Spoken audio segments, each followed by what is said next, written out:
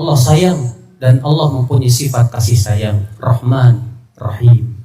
Kita sering mengucapkan Bismillahirrahmanirrahim. Artinya kasih sayang.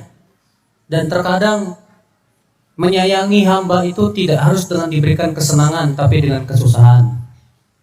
Bapak kalau sayang sama anak, tapi caranya dengan dimanjakan aja, akhirnya tumbuh jadi anak yang malas, manja, ya. Berarti sebetulnya Bapak tidak sayang.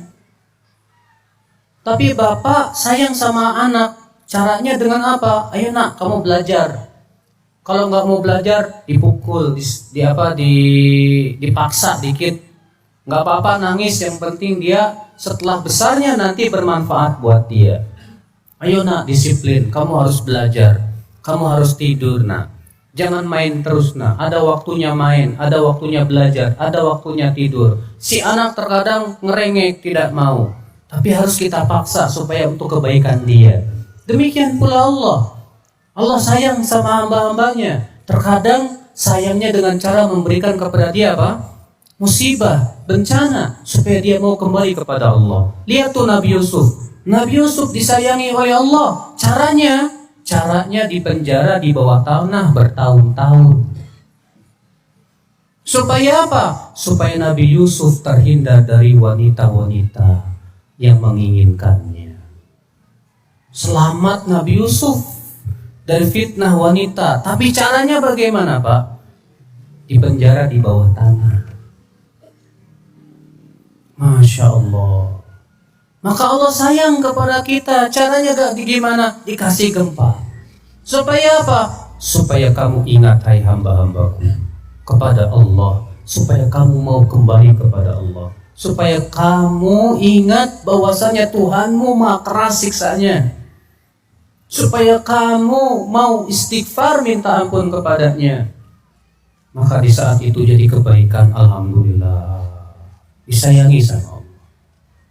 Disayangi sama Allah. Mungkin Bapak bertanya, kenapa sih Ustadz orang-orang kafir itu malah dikasih kesenangan, enak hidupnya. Kita orang-orang Islam kok dikasih musibah terus. Gimana nih Ustadz? Ini pertanyaan pernah ditanyakan ke Rasulullah Pak. Umar bin Khattab berkata kepada Rasulullah, ya Rasulullah. Waktu itu kan Umar masuk ke kamarnya Rasulullah. Ternyata di kamarnya Rasulullah nggak ada apa-apanya Pak. Rasulullah tidurnya di atas kasur yang terbuat dari sabut kurma, yang apabila beliau tidur berbekas tuh, ya, di punggungnya.